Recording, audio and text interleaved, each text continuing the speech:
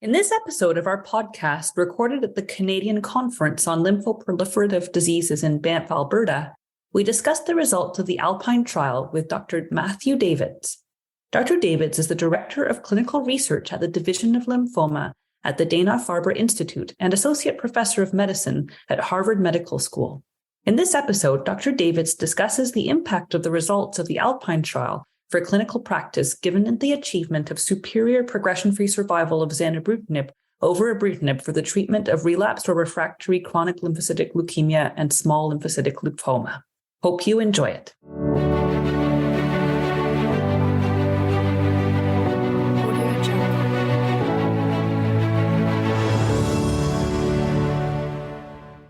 So welcome, Dr. Davies, and thanks so much for joining us from the CCOLD meeting in Banff, Alberta, to discuss the ALPINE trial and its impact on clinical practice.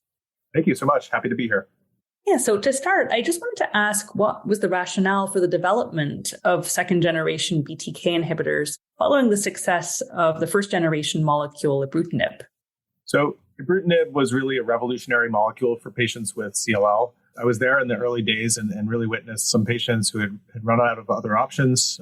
They were basically deciding whether to go to hospice or not, and went on ibrutinib and really had a complete improvement, getting back to their lives and really kind of saving them. And so, it was very dramatic in those early days. And at that time, we didn't have any long-term data with ibrutinib. We didn't have too much in the way of safety data beyond sort of the early phase studies. And so initially, it didn't necessarily even seem like we needed additional BTK inhibitors. I remember thinking that at the time. But, as we gained more experience with ibrutinib, larger numbers of patients treated, longer follow-up, we did start to see some issues arising, particularly around adverse events. And, I think this ended up becoming, the main rationale for developing a second generation of BTK inhibitors, because we knew that ibrutinib had several off-target effects.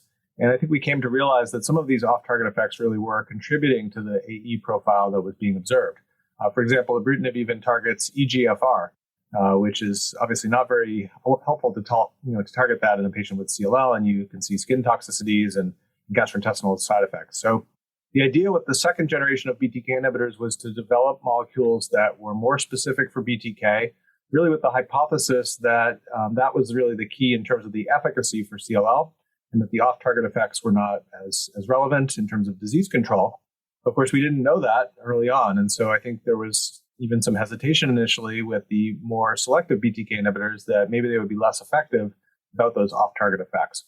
Great. And so in terms of the safety concerns that in issue with ibrutinib, are there other safety concerns that came to light, or what were the key ones? Yeah, so in terms of the key kind of specific concerns with ibrutinib, they really revolve around cardiovascular toxicities. As we had more patients on the drug treated for longer periods of time, we certainly noted atrial fibrillation being relatively common. Early on, it seemed to only be maybe 5% of patients, but as we got more data, it seemed to be closer to 15% of patients developing atrial fibrillation on ibrutinib. Similarly, with hypertension, only a few percent maybe in the first year, but there was a cumulative risk there. And as we saw patients on ibrutinib 3-4 years or longer, there was a risk of late hypertension arising later on in the drug, and upwards of a quarter or more of patients will develop hypertension on ibrutinib. The other thing that came up that was, of course, very concerning was ventricular dysrhythmias and even some cases of sudden cardiac death. Now, this is very rare on ibrutinib, but it is something that's been observed pretty consistently across ibrutinib trials where we see a few cases in these larger phase 3 trials. And so we do worry about this risk for patients with ibrutinib, even though, again, it's very rare. In addition to those more serious risks, there are some more minor things that we have to deal with when patients are on ibrutinib.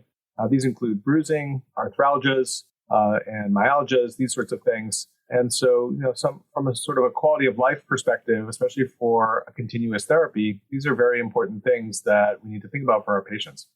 That makes sense. And that leads, I guess, nicely into asking about the ALPINE trial specifically. So can you discuss a little bit the design of the ALPINE trial and about the primary outcome? Sure. So ALPINE was looking at a population of CLL patients who were relapsed and refractory, so at least one prior line of therapy. And they had to have measurable disease by CAT scan. And the study excluded patients who had previously had a BTK inhibitor. So you couldn't have ibrutinib and then come on to ALPINE. It excluded patients on warfarin, although other anticoagulants were allowed. And so the patients on ALPINE were randomized in a one-to-one fashion to continuous treatment with either zanubrutinib at the now approved dose of 160 milligrams BID, or to the control arm of ibrutinib at standard dosing of 420 milligrams daily. There were various stratification factors to ensure a balance between the two arms. And basically the idea was both arms would be treated until disease progression or unacceptable toxicity. And the primary endpoint of the study is overall response rate.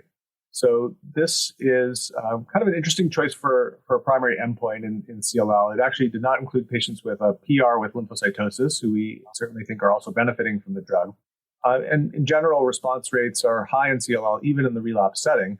And so they also included some key secondary endpoints, which I think are probably even more relevant in clinical practice. And so these included PFS, as well as the incidence of atrial fibrillation, and then there were a variety of other secondary endpoints. But they had sort of an elegant statistical plan with a hierarchy to check for ORR first, and then, if significant difference, they could check for PFS and so forth, which I think became very important in terms of understanding the clinical implications of the study. That makes sense. And so going into the efficacy results of the study, can you comment on those for overall response and progression-free survival? So overall response, the primary endpoint was higher with zanubrutinib compared to ibrutinib. It was close to 86% with zanubrutinib and about 76% with ibrutinib. So about a 10% absolute improvement in overall response rate. These were mostly partial responses, as we anticipated, very few complete responders, as we would expect with any BTK inhibitor. And because this endpoint was met through the independent review committee, then they went on to look at the PFS analysis, also by independent review committee. And so this was, I think, one of the more interesting and provocative results of the study, because they also found a significant improvement in progression-free survival in the patients treated with zanubrutinib compared to ibrutinib. And this was even at a relatively short time frame. So looking at the 24-month landmark, about 80% of the patients who were starting on zanubrutinib were still progression-free, compared to 67% of the patients who started on ibrutinib, which was statistically significant with a hazard ratio of 0.65. And this advantage for zanubrutinib seemed to be pretty consistent across different subgroups, whether by age or sex or other clinical features, also by different genetic features, including high-risk patients. And to me, one of the more compelling results in the study was the small subset of patients who had high-risk CLL with either deletion 17p or a TP53 mutation. And in that subpopulation, actually, the difference widened. So patients who were treated with zanubrutinib were about 77% progression-free at 24 months, compared to ibrutinib, 55% progression-free. So although there's no difference at this point in terms of the overall survival, I think this was a very interesting difference in terms of the overall response rate and progression-free survival. That's great. And just looking in further depth at the progression-free survival results, can you comment on the absolute difference and what would you determine as being clinically meaningful here? So, it's about a 12% absolute improvement at 24 months, which I think is in a range that's clinically meaningful for patients. Obviously, we are going to need longer term follow-up with the study to see if that difference is preserved. I think it likely will be over time. And, I think particularly for the patients with deletion 17p, where you're seeing over a 20% absolute improvement in PFS at just 2 years, that also is pretty compelling to me. If I were a patient, trying to decide between these two drugs and I knew that one was going to work for longer, particularly, I'm sure we'll discuss soon the safety advantages also of zanubrutinib. I think it clearly supports using zanubrutinib over ibrutinib for these patients. Great. And what are your thoughts on the difference in discontinuation rates that you observed? Yeah, so in this study, they observed fewer discontinuations with zanubrutinib compared to ibrutinib. I think that's a pretty good measure of sort of the general tolerability of the drug. And so in the zanubrutinib arm, about 15% of the patients discontinued compared to 22% with ibrutinib.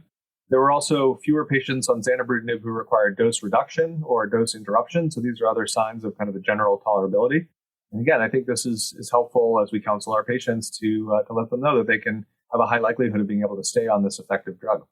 That's great. And so looking into the adverse events further, what were the most notable differences?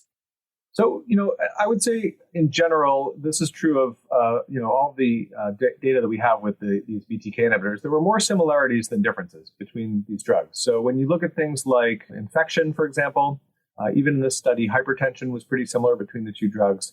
Diarrhea was maybe a little bit lower with zanubrutinib and maybe a little bit less in the way of arthralgia, but no major differences. Actually, neutropenia was a little bit higher with zanubrutinib here compared to ibrutinib. Where I think the biggest difference was observed was going back to the beginning where I was saying, our biggest concern is the cardiovascular AEs that we see with BTK inhibitors. And I do think in the ALPINE study that zanubrutinib clearly had a more favorable cardiac profile compared to ibrutinib. You can see that in the terms of the overall rates of cardiac events. It was about close to 30% in the ibrutinib patients, 21% with zanubrutinib. And in terms of serious cardiac events, it was closer to 8% with ibrutinib versus 2% with zanubrutinib. And then when you start to look at the specific events that are most concerning from a cardiovascular perspective, things like ventricular arrhythmias, heart failure, myocardial infarction, there were 14 such cases of more serious events that led to treatment discontinuation on the ibrutinib arm, and only one patient on the zanubrutinib arm who ended up stopping due to some ventricular extrasystoles. Also importantly, there were no fatal cardiac events on the zanubrutinib arm, whereas on the ibrutinib arm, there were 6 patients, about 2%, who had fatal cardiac events. So to me, that was a pretty striking difference. Certainly also see lower rates of atrial fibrillation with zanubrutinib compared to ibrutinib. So to me, that was kind of the biggest difference between these drugs in this study from an AE perspective was around the cardiovascular issues. And so how might these differences play out in clinical practice in terms of how you might monitor these yourself? So, CLL patients statistically are an older group. Most patients on average are diagnosed in their late 60s, early 70s, might not need treatment right away. So many patients, by the time they need CLL treatment, already have some other cardiovascular comorbidities. Maybe they already have atrial fibrillation or coronary artery disease. Maybe they're already on anticoagulation therapy. So, as I'm sitting with a patient trying to decide between zanubrutinib and ibrutinib, I think the ALPINE study is very helpful in that determination. And I think for most patients, zanubrutinib will make a lot of sense compared to ibrutinib. There's still, some people who are using ibrutinib because they're comfortable with it. They have a long experience with it. I don't think that's wrong. But I think for most of us now, with this number of patients with zanubrutinib and the length of follow-up that we have, we're feeling more comfortable using the newer drug, given the clear improvement in cardiovascular safety and then the potential efficacy advantages that have been seen in this study. Yeah, that's great. And in terms of looking further at other BTK inhibitors, can you comment on the sort of safety profile of those and how they compare and how you make decisions in clinical practice around those? Yeah, so the other player here that's now in clinical practice and has been for several years is acalabrutinib, which is also a selective BTK inhibitor. It's been approved in the US since 2019 and in trials certainly long before that. So we have a lot of experience with acalabrutinib. It's also an excellent drug. We're in a position now where we have 2 head-to-head studies. The other one, Elevate-RR, compared acalabrutinib to ibrutinib directly in a high-risk CLL population in the relapse setting, and also showed significant improvements in the safety profile of acalabrutinib compared to ibrutinib. It did not show an efficacy advantage, but it did show that acalabrutinib was not inferior to ibrutinib. So, I think it's great to have these different options for patients. There are some nuances that are different between the AE profiles of acalabrutinib and zanubrutinib. For example, we do tend to see headaches a little more commonly with acalabrutinib. So that's a situation where I might lean toward zanubrutinib.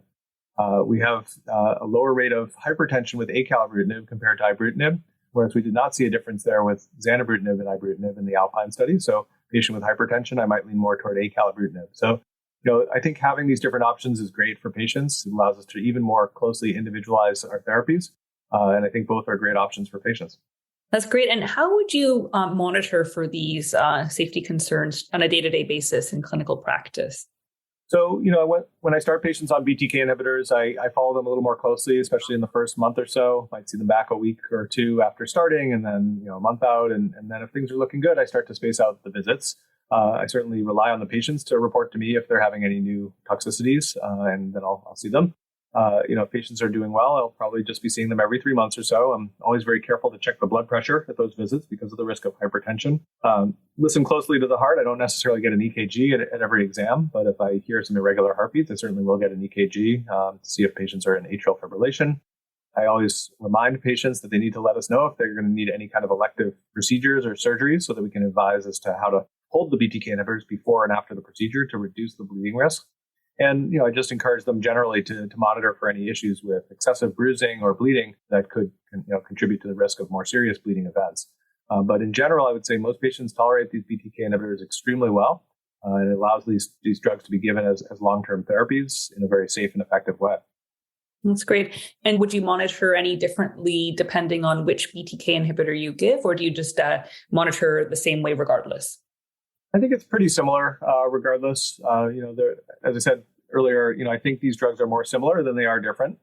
So the approach is very similar, I think, in managing the drugs. I would say there's some differences around sort of how we do dose reduction. I think it's a little more challenging with acalabrutinib because it's a drug that's given twice a day, and it has a pretty short half-life. So I try to avoid dose-reducing acalabrutinib. If I need to, I'll give it 100 once a day for a period of time and try to get back to full dose. I think the nice thing about zanubrutinib is it does have a label either as a daily drug or a BID drug. And so it's possible to move zanubrutinib to a daily dosing and then dose reduce, and that can be effective as well. So good to have this type of flexibility with a different drug. That's great. And so I guess if you had a patient in front of you, what factors would you consider in terms of which BTK inhibitor to give when you're considering efficacy and safety and all logistical factors and so on?